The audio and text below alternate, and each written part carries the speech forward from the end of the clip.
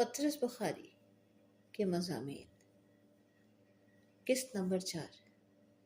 اب تک کی ایک ساتھ میں ہم نے دیکھا کہ 8 سال مسلسل یونیورسٹی میں رہنے کے باوجود پطرس بخاری کو ہاسٹل میں رہنا نصیب نہ ہو۔ آج کی قسط میں دیکھتے ہیں کہ آخر کار پطرس کی کون سی دلیل کام کر گئی۔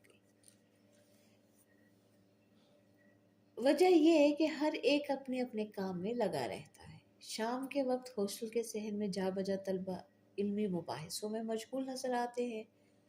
الگ صبح ہر ایک طالب علم کتاب ہاتھ میں لیے ہاسٹل کے چمن میں ٹہلتا نظر آتا ہے۔ کھانے کے کمرے میں، کامن روم میں، غسل خانوں میں، برآمدوں میں، ہر جگہ لوگ فلسفے اور ریاضی اور تاریخ کی باتیں کرتے ہیں۔ جن کو ادب انگریزی کا شوق ہے وہ دن رات آپس میں شیکسپیئر کی طرح گفتگو کرنے کی مشق کرتے رہتے ہیں۔ ریاضی کے طلبہ اپنے ہر ایک خیال کو الجبرے میں ادا کرنے کی عادت ڈال لیتے ہیں۔ فارسی کے طلبہ رباعیوں میں تبادلہ خیال کرتے ہیں۔ تاریخ کے دل دادا اور والد صاحب نے اجازت دے دی۔ اب ہمیں یہ انتظار کہ کب فیل ہوں اور کب اگلے سال کے لیے عرضی بھیجیں۔ اس دوران ہم نے ان تمام دوستوں سے خط و خطابت کی جن سے متعلق یقین تھا کہ اگلے سال پھر ان کی رفاقت نصیب ہوگی، اور انہیں یہ مشتہ سنایا کہ آئندہ سال ہمیشہ کے لیے کالج کی تاریخ میں یادگار رہے گا، کیونکہ ہم تعلیمی زندگی کا ایک وسیع تجربہ اپنے ساتھ لیے ہاسٹل میں آ رہے ہیں، جس سے ہم طلبہ کی نئی پود کو مستفید فرمائیں گے۔ اپنے ذہن میں ہم نے ہاسٹل میں اپنی حیثیت ایک مادر مہربان کی سی سوچ لی، جس کے ارد گرد تجربہ کار طلبہ مرغی کے بچوں کی طرح بھاگتے پھریں گے۔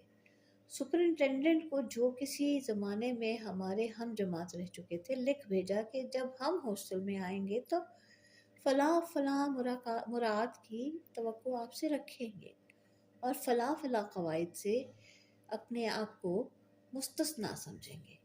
اطلاع عرض ہے۔ اور یہ سب کچھ کر چکنے کے بعد ہماری بد نصیبی دیکھیے کہ جب نتیجہ نکلا تو ہم پاس ہو گئے۔ ہم پہ تو جو ظلم ہوا سو ہوا۔ یونیورسٹی والوں کی حماقت ملاحظہ فرمائیے کہ ہمیں پاس کر کے اپنی آمدنی کا ایک مستقل ذریعہ ہاتھ سے گوا بیٹھے۔ اور یوں پطرس بخاری ہاسٹل بھی گئے لیکن ہاسٹل میں رہ نہ سکے۔ آپ کے سننے کا بہت بہت شکریہ۔ امید ہے آپ کو افسانہ پسند آیا ہوگا۔ اب سے یہ سلسلہ شروع کریں گے انشاءاللہ کہ ہم پطرس بخاری کے مضامین کا مطالعہ کریں گے۔ آپ کے کامنٹس، آپ کی تنقید، آپ کا